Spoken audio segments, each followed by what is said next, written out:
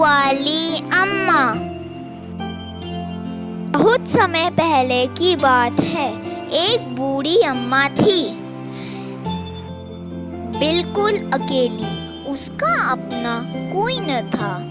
घर का कामकाज उसे खुद ही करना पड़ता था।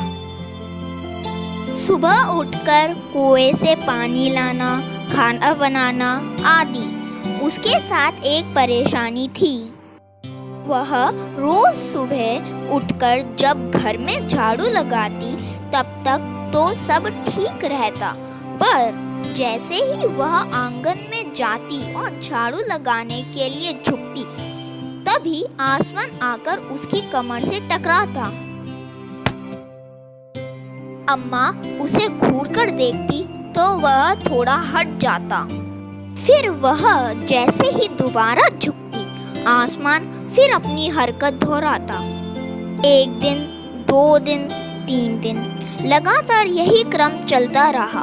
अम्मा झाड़ू लगाए और आसमान उसे तंग करे। एक दिन कुएं पर पानी भरने को लेकर अम्मा का किसी और से झगड़ा हो गया। अम्मा जरा गुस्से में थी। वह झाड़ू उठाकर आंगन में गई और जैसे ही झुकी, आसमान ने अपनी आदत के अनुसार उसे फिर छेड़ा। अम्मा ने आओ देखा न ताओ और कसकर एक झाड़ू आसमान को दे मारी। आसमान झट हट गया, पर वह भी अपनी आदत से मजबूर था। दूसरी बार फिर अम्मा के झुकते ही टक्कर मारने लगा। अम्मा ने फिर पूरी ताकत से उस पर वार किया।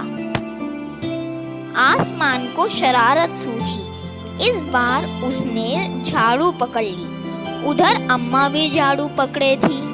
रस्साकशी शुरू हो गई। झाड़ू का ऊपर वाला हिस्सा आसमान पकड़े हुआ था तो नीचे वाला अम्मा। दोनों छोड़ने को तैयार नहीं थे। अम्मा चिल्लाई, छोड़ मेरा झाड़ू, मेरे पास एक ही झाड़ू है। तब भी आसमान ने नहीं छोड़ा। बूढ़ी अम्मा कब तक रस्साकशी करती, थक गई। आसमान ने झाड़ू खींचना नहीं छोड़ा। अब वह झाड़ू के साथ ऊपर उठने लगा। उसके साथ साथ झाड़ू पकड़े हुए अम्मा भी ऊपर जाने लगी। वह चिल्लाई,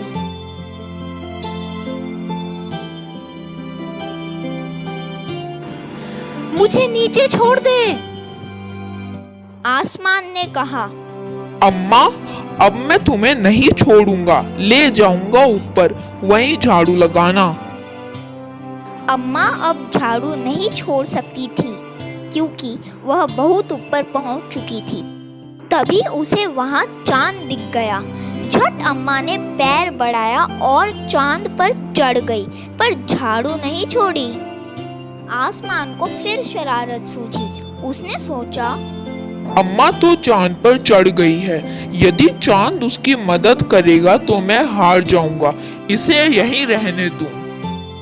ऐसा सोचकर उसने झाड़ू छोड़ दिया। अम्मा झाड़ू सहित चांद पर रह गई। वह इतनी थक गई थी कि झाड़ू पकड़े पकड़े ही चांद पर बैठ गई। आसमान ऊपर चला गया।